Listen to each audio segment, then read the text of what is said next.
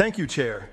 A quarter of a century ago, in the year 2000, the European Union introduced the so-called Lisbon Agenda, which, I quote, was supposed to make the European Union the most competitive and dynamic knowledge-based economy in the world by 2010.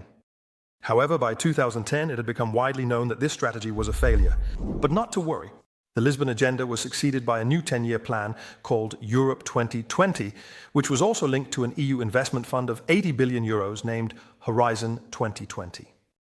And where do we stand now in 2025? What does Draghi conclude in his report that we are discussing here today?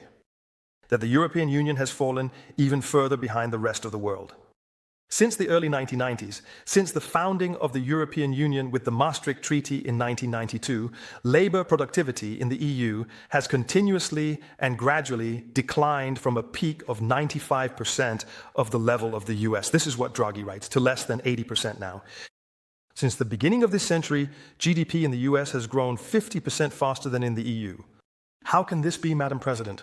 Perhaps it is because of the EU itself. That could very well be the case. Maybe, for example, it has something to do with the absurdly high energy prices in the European Union. And what about, for instance, European censorship legislation, right? The American Vice President recently referred to this in connection with the EU Digital Services Act, which is driving major tech companies out of the European Union. In other words, isn't it as clear as day, Madam President, that the European Union itself is the main obstacle to innovation and economic growth in Europe? But as expected, Draghi presents the European Union in his report not as the problem, but as the solution.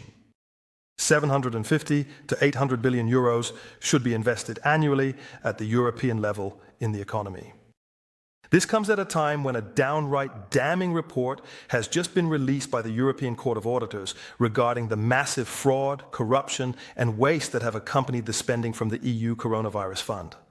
Money that, Madam President, hardly went to coronavirus-related purposes, but instead was spent on all sorts of other things. In the past 31 years, the European Court of Auditors has never approved the European Union's expenditures. Madam President, I would like to ask the Minister the following. Does he agree with Draghi that even more investments at the European level will lead to more innovation and growth? Or are European investments actually the problem? Second question. What does the Minister think of Draghi's proposal to limit the veto right within the EU as much as possible? Third question. Can the EU maintain its industry and prosperity with high energy prices as a result of the energy transition, while the US has withdrawn from the Paris Climate Agreement? And finally, fourth question. Isn't an exit actually inevitable in order to save our economy and prosperity? Because that is the solution, Madam President, the only solution, an exit. It's no coincidence that the most competitive and prosperous countries in Europe, countries like Norway and Switzerland, have been wise enough not to join the European Union. Historically, Madam President, Europe owes its prosperity to the fact that state power on our continent was highly fragmented and decentralized. If an inventor or entrepreneur couldn't do his work in one European country, principality, or state, he would simply move to another place. Just like Bach, for example, in 1716, after being briefly imprisoned in Weimar, moved to Cöthen, where his talents were appreciated.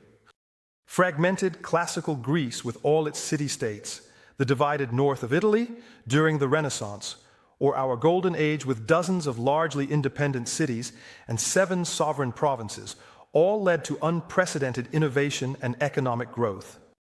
That, Chairman, is the essence and the strength of Europe. And the European Union is, in every respect, the antithesis of that. And that is also why, Chairman, we must leave the European Union as soon as possible.